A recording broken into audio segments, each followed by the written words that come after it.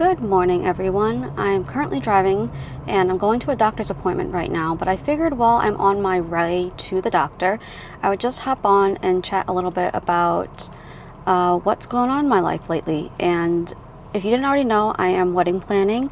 I am also searching for my birth parents, and I have some really fun new developments in that area. I was adopted from China in 1995, born in 94, and I've been wanting to search for my birth parents since I was in high school. But at the time, there wasn't really a lot of resources for adoptees like me living abroad to locate or find any more information about them.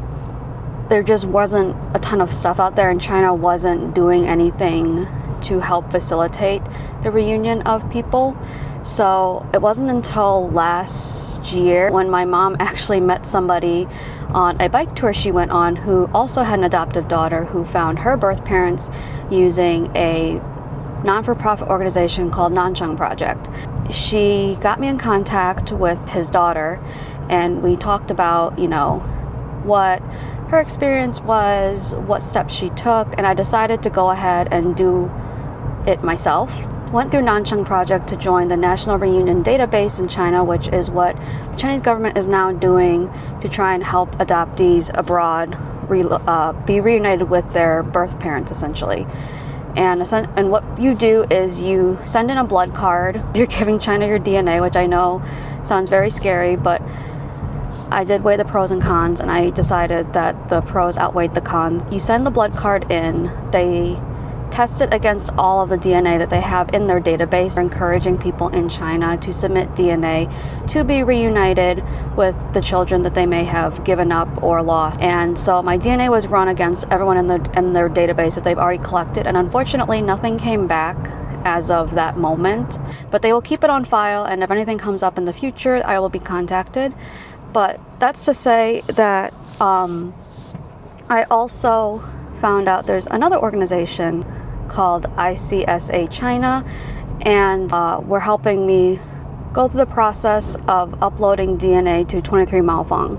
And if you didn't know, 23 Maofang is essentially the Chinese version of 23andMe. 23 Maofang has existed for a while, but for the longest time they only did domestic sampling. They didn't offer it to people outside of China, and it's a saliva test just like 23andMe, so they can't ship that.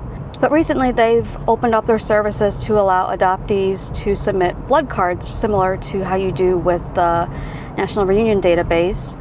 And what you do is send in a blood card, they upload your data directly, so they have your direct DNA rather than uploading a raw file that you can get from 23andMe and uploading through there, because that's not as reliable. So they're doing that, and then they test your DNA against the database that they have curated or essentially gathered.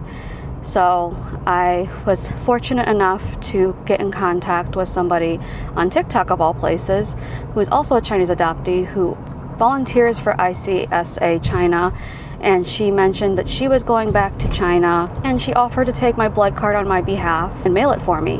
Well, I finally got my results back, and I want to show you guys my phone for this next part of it, so I'll wait till I get parked and then I'll come back and review all that with you.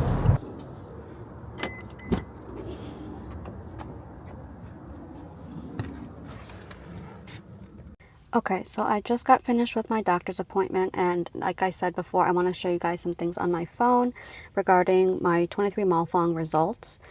First thing that I saw that was interesting to me is it gave me the breakdown of potentially where I am from, and I didn't even know what ethnicity I technically was. I figured I was part of the Han ethnicity, but you never can be sure. But I now know for certainty that I am of Han ethnicity, and I am pretty much 80% Southern Han Chinese and 19% Northern Han Chinese, and then apparently I'm 1.06% Japanese, which is kind of interesting. I was put in touch with a WeChat group, which basically is made up of a bunch of volunteers who help adoptees interpret the data, can help pinpoint where you might more specifically be from.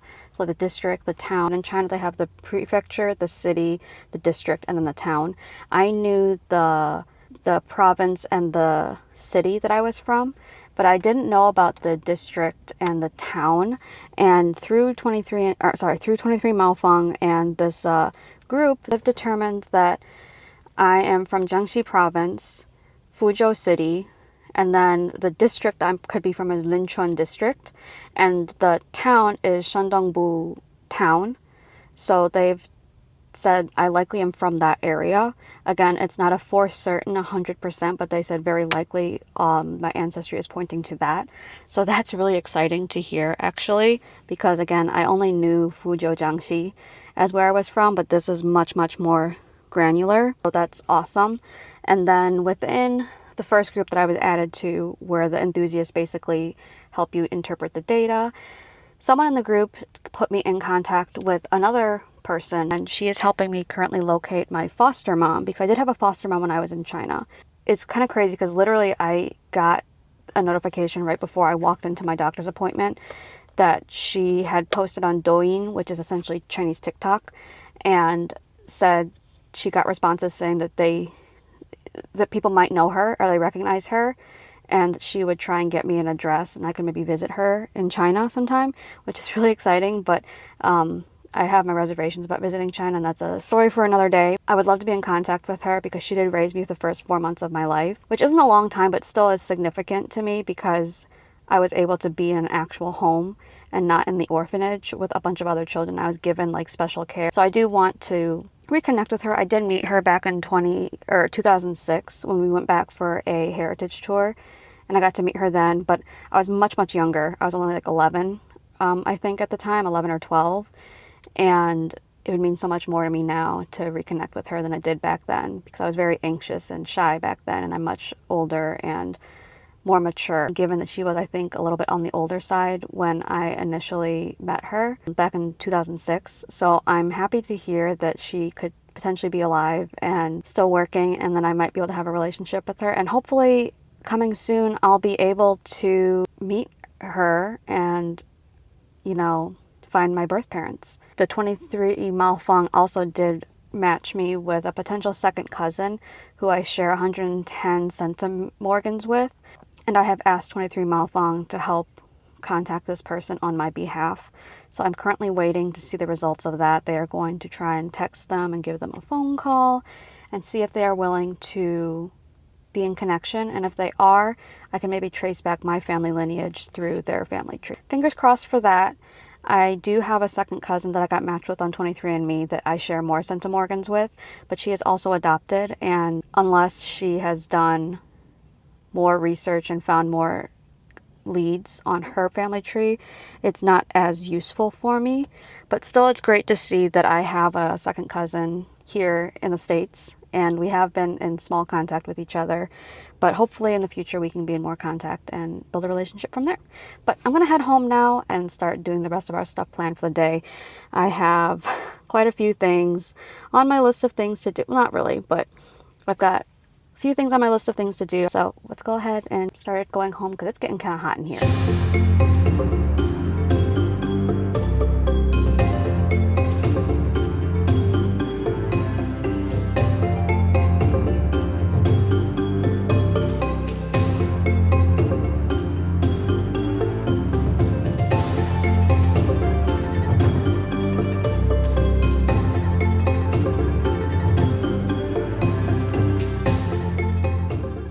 Alright, you guys, I am now home. I have my little matcha glass here, so cheers.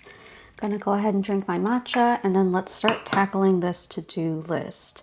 I have to do these things today, and I think I'm gonna start with the calls because that's gonna be the most time-consuming and time-dependent. And if I have to leave voicemails, at least it gives me time to do that and for them to reach back to me.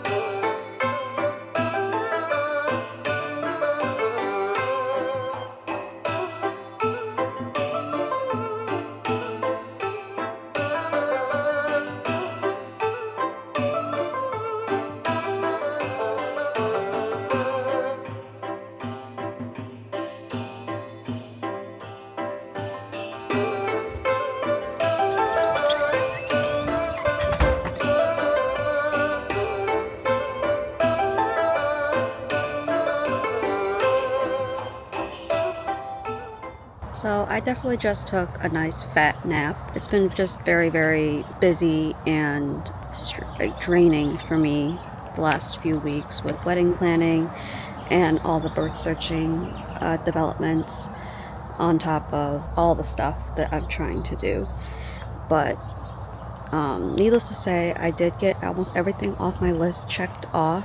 Happy to have had all that done, but after I did everything on my list and kind of checked everything off, I literally crashed. Now I do have to go to Trader Joe's to get stuff for dinner. Hopefully tonight I will have information about my foster mom.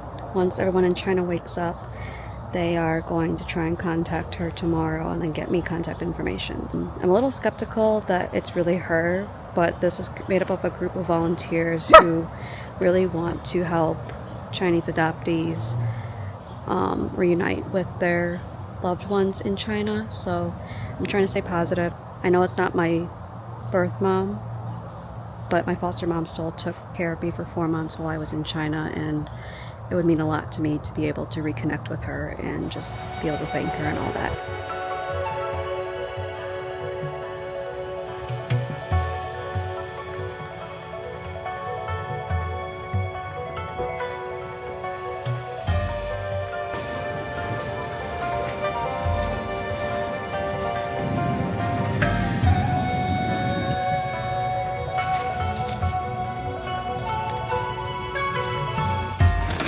Alright, dinner ingredients secured, guys. Let's go ahead and head home and finish up the rest of the day. Maybe we'll take the dogs for a walk. I need to fold my laundry and put that away. And then get ready for the evening. Shower, brush my teeth, do all that fun stuff, and then just relax the rest of the night. Alright, I'll see you there. Okay, guys, hi. It is the next day, and so much has happened in terms of the birth search.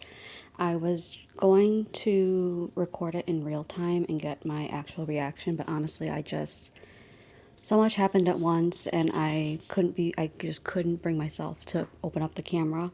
But one of the volunteers found my foster mom, and I know it's not my birth mom, but my foster mom is the one who cared for me for the first 4 months of my life while I was in China before my adoptive mom came and got me. So she still played such a pivotal role in my life. She took care of me and cared for me like I was her own. And I did get to meet her once in 2006 then, and we went out to lunch together. The orphanage set it up for us, where the whole group got to meet with their foster moms and go out to lunch, and it was really, really nice. But I was only 11 at the time, and I was very shy and anxious, so I don't think I appreciated it as much. But they actually found her, and I got to see her on a video call, which is literally insane to me. I never thought that I would be able to connect with her again, because I didn't know how old she was. I didn't know if she was still alive, if she was still in the area, if she had moved. There were just so many unknowns. And she is in her 70s. I did find that out. And she's still working, which is amazing. But yeah, I got to video chat with her, which is insane to me. And my spoken Chinese is not very good. I can read and I can write pretty much okay, but speaking and listening are difficult for me. So unfortunately, we did not get a chance to really communicate that much on this video call, but we've arranged to have another call essentially, and I'm going to have a friend from my dance class be on it with me so that we can communicate better and she can translate for me. So I'm so grateful to have her be willing to do that for me. Yeah, literally within like 24 hours, this volunteer was able to track down my foster mom and get me in contact with her, which is utterly amazing to me. Literally, I don't have words for what just happened. And then this morning, I woke up and my cousin, who I was matched with, 23 Malfong, reached out to them on my behalf, and they messaged me back saying that they had been unsuccessful as of yet. They would try again. But they actually were successful. They sent a text message, and my cousin saw it and re-downloaded the app. and answered me on the app, and now we are talking on WeChat. And yeah, I hope, even though we only share 110 centimorgans, which isn't a whole lot if you think about it, but it's still the most centimorgans that I had out of all the matches that matched with me. If I can get him to cooperate, or if he's willing to cooperate rather, and look at his family tree, and I can test maybe his parents, I might be able to work backwards and still find my birth parents through this match, and that would be just so amazing. Everything's moving so fast, and honestly, I don't know how to process it. I feel like everything's just hit me all at once, and I'm just kind of like in the thick of it. I'm in the storm, I'm in the eye of the hurricane, and it's just utterly crazy to me. But that's neither here nor there. Everything is happening, and it's all good things. I'm glad it's happening. It's stuff I never imagined would happen in my entire life, but I'm so grateful to have this opportunity to connect with my roots. I don't know.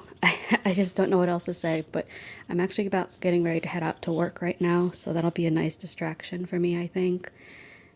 Hopefully. It also is the middle of the night in China right now, so I can kind of take my mind off of trying to communicate with everybody because they are all sleeping right now. I have to go to work, and so I need to focus on that. And yeah, tonight then we will hopefully get more information. My cousin does speak a little bit of English, which is really helpful to me, so we've been communicating in English.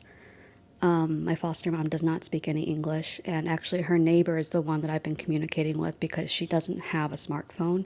She uses an old-fashioned phone for seniors, so I can't communicate with her directly. I'm communicating with her through her neighbor, but neither of them speak English, so that's why I'm having my friend translate for us. But yeah, okay. I'm gonna get ready to go to work so I'm not late, and then I'll let you guys know what happens. Okay.